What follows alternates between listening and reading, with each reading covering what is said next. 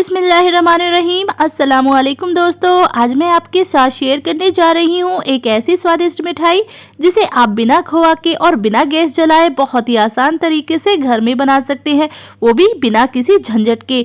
तो चलिए दोस्तों, इस मिठाई को बनाना हम शुरू कर। सबसे पहले हमने एक मिक्सी जार लिया है, उसमें हमने 10 काजू और 10 बादाम को ऐड कर लिया है और यहाँ पर हमने 5 चम्मच के करीब चीनी ऐड कर ली है। अगर आपके पास बूरा हो या पिसी हुई चीनी हो, जिसे आप कहते हैं ना चीनी वाला पाउडर, वो हो तो आप वो भी 5 चम्मच के करीब इसके अंदर ऐड कर सकते हैं। इसके बाद मैंने 3 इलायची इसके अंदर ऐड की है। आपके पास इलायची पाउडर हो तो आप उसे यूज़ कर सकते हैं, या फिर आपको इलायची का जो टेस्ट है वो कम पसंद हो तो आप इसमें 2 या 1 इलायची का भी इस्तेमाल कर सकते हैं। अब इन सबको हमें अच्छे से मिक्सी ग्राइंडर कर लेना है, बहुत ही बारीक से इसका एक पाउडर बना लेना है। तो यहाँ पर देखिए बहुत ही अच्छे से इसका एक पाउडर बन चुका है।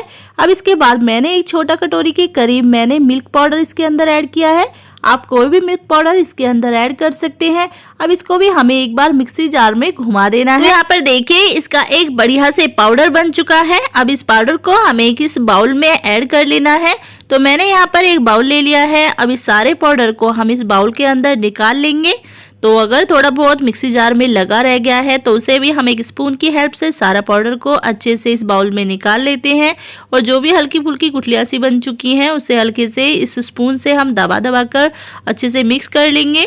और यहाँ पर हमने एक छोटी सी कटोरी ली है, जिसमें मैंने यहाँ पर 3 बड़ा चम्मच के करीब मलाई मैंने 2 दिन की जमा की हुई है, इसलिए मुझे स्पून की हेल्प से इसे थोड़ा सा अच्छे से फेंट लेना है, क्योंकि मैं नहीं चाहती कि जो मलाई है कहीं से मोटी कहीं से पतली रह जाए, एकदम से स्मूथ सी बन जानी चाहिए। इस तरीके से आपको अच्छे से इसे फेंट ही कर लेना है।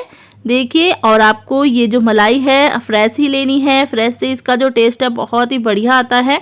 तो यहाँ पर देखिए अच्छे से मैंने मलाई को फेंट लिया है। अब इस मलाई को हमने जो पाउडर बना कर रखा था उसके ऊपर ऐड कर लेना है और फिर स्पून की हेल्प से ही इसे अच्छे से मिक्स कर देना है। तो चलिए अब हम इसे मिक्स कर लेते हैं।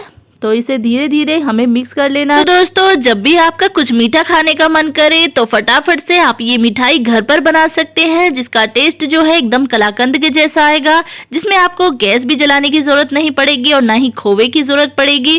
तो आप फटाफट से ये जो मिठाई है घर पर बनाकर तैयार कर सकते हैं। यहाँ तक कि अगर आप किटी पार्टी करना चाहते हो तो अपने फ्रेंडों को घर पर बुलाकर ये छोटी मोटी मिठाइयाँ बनाकर खिला सकते हैं। दोस्त भी खुश हो जाएंगे और आप भी, क्योंकि बहुत ही टेस्टी मिठाई बनकर सामने आती है। तो चलिए दोस्तों, देखिए हमने इसे अच्छे से मिक्स कर लिया है। तो ये जो हमारा बैटर है थोड़ा सा भी टाइट है, तो इसे हम अब थोड़े से दूध से अच्छे से फेंट लेंगे। तो मैंने यहाँ पर छोटा सा कटोरी में दूध लिया है। अब थोड़ा थोड़ा दूध जो है मैं इसके ऊपर ऐड करती जाऊंगी और उसे अच्छे से मिक्स करती जाऊंगी। तो चलिए इसमें थोड़ा सा दूध मिक्स कर लेते हैं। इससे क्या होगा कि जो ये बैटर है एकदम अच्छे से स्मूथ सा बन जाएगा, जैसे अभी टाइट टाइट सा बैटर आपको दिख रहा है ना। अब धीरे धीरे हम इसे चलाते रहेंगे और थोड़ा थोड़ा दूध इसके ऊपर ऐड करते रहेंगे। इससे बढ़िया सा बैटर हमारा तैयार हो जाएगा मिठाई वाला। तो यहाँ पर हमने छोटा सा कटोरी में दूध लिया है, करीब 5 या 6 चम्मच के करीब ये दूध होगा। तो इतना ही दूध काफी होगा। तो दोस्तों, इतने से दूध से और इतने से काजू बादाम से ही आप ये टेस्टी सी मिठाई बना सकते हैं घर पर।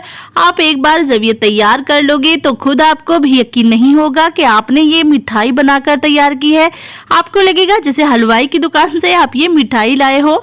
और घर में भी जब आप घर में टेस्ट कराओगे सब लोगों को तो उन्हें भी बिल्कुल यकीन नहीं होगा कि आपने घर पर ये मिठाई बनाई है। तो चलिए दोस्तों, ये बैटर हमारा जो है पतला सा बैटर तैयार हो। ये बैटर जो है एकदम पतला सा ही तैयार करना है। अगर आपको थोड़ी सी टाइट मिठाई जमानी हो तो आप इसे थोड़ा सा गाढ़ा रहने दें, वरना अगर आपको भी ये लचीली सी मिठाई बनानी हो तो आपको ये बैटर पतला ही तैयार करना होगा। फिर इसके बाद मैंने यहाँ पर 7 से 8 ब्रेड ले लिए हैं। ये नॉर्मल से ब्रेड है, क्योंकि मुझे इनका जो है एक अच्छा सा पाउडर बनाना है, इसलिए मैंने नॉर्मल से ही ब्रेड लिए हैं। तो देखिए इन सबको मैं अच्छे से मिक्सी से ग्राइंड कर लेती हूँ। ये अच्छे से एक पाउडर बन चुका है। अब इस पाउडर को मैं इस जो पेस्ट बनाकर तैयार किया है इसी पेस्ट के अंदर ऐड कर लूंगी और फिर मुझे अच्छे से इसे मिक्स कर लेना है। मिक्सी जार में भी जो थोड़ा बहुत पाउडर बचा है उसे भी मैं अपने हाथों की हेल्प से निकाल लेती हूँ, ताकि अच्छे से हमारी जो मिठाई है ज्यादा क्वांटिटी में तैयार हो।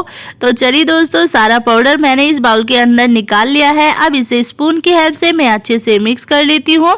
अगर आपको थोड़ी सी सख्त मिठाई जमानी है तो ब्रेडों की क्वांटिटी आप थोड़ी सी और बढ़ा सकते हैं, जिससे ये थोड़ा सा और गाढ़ा पेस्ट हो जाएगा और जो आपकी मिठाई हैं थोड़ी सी टाइट जमेंगी, लेकिन अगर आपको लचीली सी मिठाई बनानी है जिस तरह मैंने आपको दिखाया है, अगर आपको इस तरीके की लचीली मिठाई चाहिए तो बैटर की जो थिकनेस है वो इस तरीके की होनी चाहिए।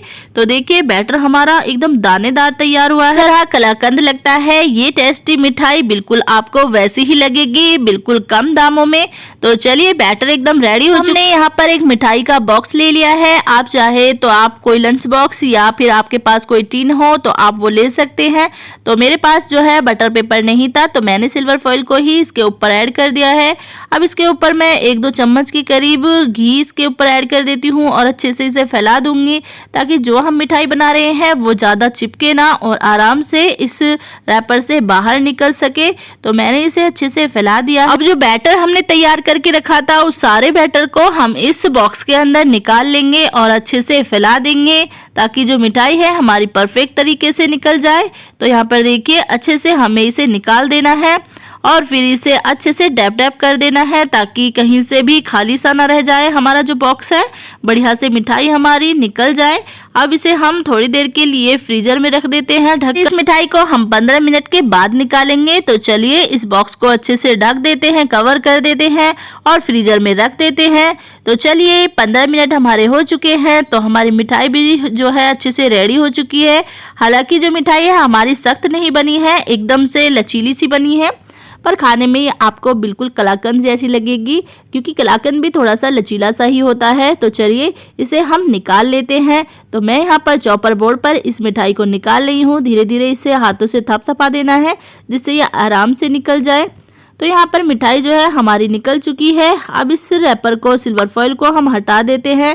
तो यहाँ पर देखिए हालांकि जो मिठाई है हमारी अच्छे से सेट हो गई है पर फिर भी थोड़ी बहुत जो है सिल्वर फॉइल पर भी ये लग चुकी है, पर कोई बात नहीं, खाने में तो मज़ेदार ही मिठाई तैयार हुई है हमारी। तो चलिए इसे कट कर लेते हैं। तो चाकू की हेल्प से मैं इसे लंबे लंबे से पीसेस में कट कर रही हूँ।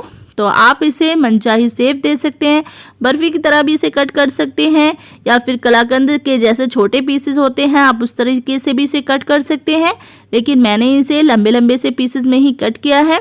तो चलिए मैं चाकू से उठाकर आपको दिखा देती हूँ एक पीस को कि हमारी जो मिठाई है किस तरीके से बनकर तैयार हुई है। तो सचमुच दोस्तों अगर आपने ये मिठाई किसी को बनाकर खिला दी तो आपकी तारीफें इतनी होंगी कि आपने कभी सोचा भी नहीं होगा। तो यहाँ पर दोस्तों हमारी मिठाई एकदम तैयार हो चुकी है, लचीली सी, सॉफ्ट सी और दानेदार मिठाई, बिना मावे के, बिना गैस जलाए। तो देखिए दोस्तों हमारी मिठाई जो है कितनी खूबसूरत। मिठाई की कटिंग करने के बाद हमने कुछ बादाम, पिस्ते और केसर के धागों से इस मिठाई को अच्छे से सजा दिया है। आपके पास अगर चांदी का वर्क हो तो उसे भी इसके ऊपर लगा देना। आपकी मिठाई बिल्कुल बाजार जैसी लगेगी, एकदम दानेदार, बहुत ही सॉफ्ट, बहुत ही स्वीट। तो चलिए दोस्तों अगर आपको सचमुच ये हमारी मिठाई पसंद आई हो तो प्लीज एक लाइक कर देना, प्यारा सा कमेंट कर देना और चैनल को सब्सक्राइब कर देना। Bye bye.